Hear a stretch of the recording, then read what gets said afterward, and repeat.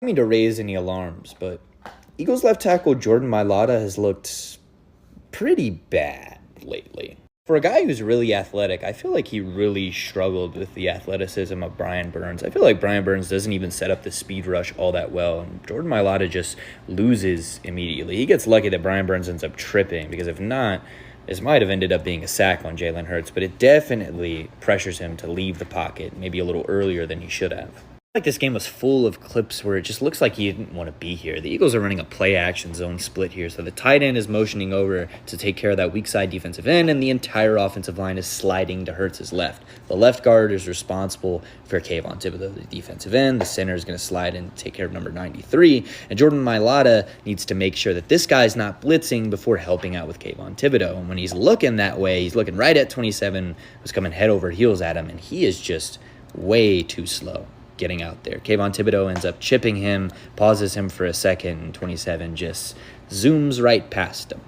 Ends up in a Jalen Hurts sack. Here's another instance. We've got a little slot blitzer coming from the outside, and you got a half slide from the Eagles offensive line. Here's how this is going to work for the left guard and the left tackle. If this linebacker blitzes, that's the left guard's responsibility, and Kayvon Thibodeau is Jordan Mailata's responsibility. If he drops back into coverage, Jordan Mailata needs to chip Kayvon Thibodeau to allow number 64 to have time to get to it, and he's going to take care of the slot blitzer. And when that happens, the linebacker drops into coverage, Jordan Mailata needs to chip Kayvon Thibodeau for a second, and he gives out the laziest attempt at it I've ever seen in my life. I understand we're worried about the slot blitzer, but they make contact before this guy is even in screen. There is plenty of time for you to push him off course a little bit, and it's just a bad attempt, and Kayvon runs free. Protection for the Eagles just felt a little wonky all game, to be honest. They're going to fall for this stunt like crazy. We're going to drive Abdul Carter up the field, and Brian Burns is just going to loop back on the inside. It happens when you're playing a man-on-man style of protection here. You're going to be more susceptible to it, and it works like a T here in the first quarter. And maybe you think they adjust, but no, they fall for it again, and you have to here. It's man-on-man protection. There's practically nothing else you can run here, but you're really susceptible to stunts. And exact same thing. Brian Burns cups up the field. Abdul Carter comes in on the stunt, but this time we're getting a hold of Jalen Hurts. I don't know. I know Landon Dickerson was out, but the Eagles' offensive line doesn't look as dominant as it has in years past, if I'm being honest. I don't know. The numbers say he hasn't been that bad this year, but he's already given out the same amount of QB pressures that he did all of last season in just, 6 games? Maybe the Giants' D-line is just that good, and that's quite possible. Maybe this is a Giants' D-line story, not a Mailata story, but still, the entire Eagles' offensive line has just been not that good. All right, we're going to talk about it, man. I know Jordan Mailata, like he said, the numbers are great, but your eyes tell you it's something different. But before I give my opinion on this, let's hear a word from our sponsor. Profitex is a new peer-to-peer sports exchange where you could play against other fans and not the house. That means better lines and even a chance to set your own odds. Just sign up using my link below. Use promo code EagleOwl to get 1.5% back in Profitex cash for your first 30 days up to $200. Right, as you see here, so look at the Sunday games, man. I think the Eagles are bounce back against Minnesota. I like the over on this one. I believe we're going to score a lot of points. We're going to see explosiveness from this offense. Non-Marcus right now, I'm pretty sure as the day goes and days goes, is going to be a lot more Marcus. But I like 43.5 here, and I like the Eagles to win and bounce back, man. I believe it's going to be a close one. So I would go money line here and the over on the Philadelphia Eagles. So again, man, if you want to get on the action, download the app, use promo code EagleOwl, or you could just simply click the link in my description, and let's get back into the video. All right, man. I won't say I disagree or agree with the video. I would say this. Jordan Mailata always struggle against speed, rush type guys, the Versus, the Brian Burns, those type of guys that got speed, he struggled with, but guys that are really strong, Jordan Mailata is strong too. He can hold it down. But the problem is that Mailata was like first in PFF or whatever, like the first 2 games, but he's like 5th now, and That's really good. That's really good. Can't front. You drop from 1 to 5. That's not bad. But it's a constant drop. Like it's dropping. He's getting worse and worse and worse. But I don't think it's just a Jordan Mailata thing. I really believe Jordan Mailata and Landon Dickerson had a chemistry that was unmatched. They seen the stunts. They seen what these defensive ends and defensive tackles are trying to do. But the problem is that he got Brett Toth next to him. They don't got chemistry like that. So when the stunt is coming across, he's used to Landon just picking it up. Whereas though Brett Toth, he doesn't have that awareness that Landon Dickerson, when healthy, have. And then when he's playing with Landon Dickerson right now is unhealthy. He doesn't have the same athleticism right now.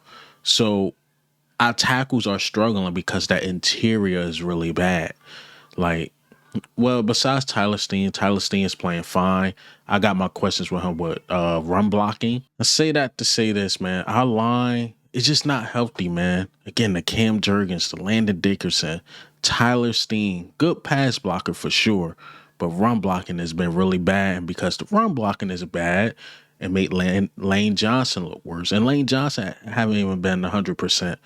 So I know, again, we like to blame Kevin Patullo and the coaching staff, but Jordan Mailata been saying it all week, and I meant to put it in one of my videos. Like, yeah, you're not really predictable, but we putting ourselves in predictable situations. Like, for example, we allowing sacks. We in 3rd and 15. What you think is going to come?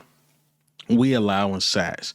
We not run blocking good. So now instead of like 2nd and 5 or 2nd and 4 off a 6-yard gain run, now because we ain't run blocking well, we 2nd and 11 or something like that. Now it's probably an obvious pass situation. So what Jordan Mailata is trying to allude to is that the Eagles player execution is putting ourselves in this, not the coaching staff. But I think it's a mix of both. But I can't forget about that front office because they did not take the offseason serious. They was very cheap. They didn't sign certain guys back, aka Isaiah Rodgers. They made a mistake by letting Fred Johnson walk, but then they had to trade some picks to get him back. And then you make these weird trades that we was trying to justify, like, why you getting John Mechie? Do we need like another receiver? Not really. I know Johnny Wilson got hurt, but it's not like we got a Johnny Wilson-esque receiver out of John Mechie. And then you trade for another running back, and then we trying to justify, like, okay, maybe Will Shipley is more hurt than expected. No, he's not. We just traded for Tank Bigsby for no reason. He been horrendous in the kickoff return. So at the end of the day, man, it's all the effect is front office to the coaches to the players even executing the plays. So yeah, has Jordan Mailata has been bad? I would say no, but he's not playing Jordan Mailata's standard. We used to seeing Jordan Mailata dominate, and the problem is that I don't see the domination. And whereas though with Lane Johnson, he's still doing this thing, but you can tell he's hurt. He's not 100%, and we're not getting that same production from the interior when we had Becton, a healthy Cam, and a healthy Landon Dickerson. And hell, I think Jordan Mailata's even nicked up himself, but the chemistry is off. Something's just off with this team. But tomorrow, Sunday, at the 11-day break or whatever, basically a mini bye, you got to be better. You got to be well prepared for this Vikings team. You got guys like Carson Wentz. He's starting. He's going to want to get you. He's not going to say it out loud. This is a revenge game, this, that, and the third. He don't want to give us bulletin board material. Isaiah Rodgers, a lot of fans going at him. You don't think he want to say, Howie, this what you missed out on? Justin Jefferson been wanting our head for a minute, but we've been beating them. And, Justin Jefferson want this game too. So, look, man, we just got to see better production from everybody, man. We need Howie Roseman during this, before the trade deadline. Give us an edge rusher. Give us something to work with because we're not getting any pressure. Hey, coaches, man, y'all got to figure out how to use Saquon Barkley. Y'all got to figure out the strengths of this offensive line because you're putting them in situations where they don't look good. Figure that out. And players, when the players there, execute. Hey, Jalen Hurts, you can't miss an open Devontae Smith. You got a rookie OC who never called plays. You're probably never going to get that play again. When it's man-to-man zero blitz, I would really prefer for you to go to your best players, not the third wide receiver. So it's stuff like that. So it's all a trickle down effect. But is Jordan Mailata having the best year? No, he's not playing up to Mailata's standards. And what I mean by that is you can look at these other left tackles. Is he better than them? Sure. But Mailata 2025 versus Mailata 2024, not the same standard, man. You got to be better. But that's all I got for you guys today. Hey, man, what do you think and how do you feel? Is Mailata actually struggling? Is this overblown? Like I said, in Mailata standards, yes.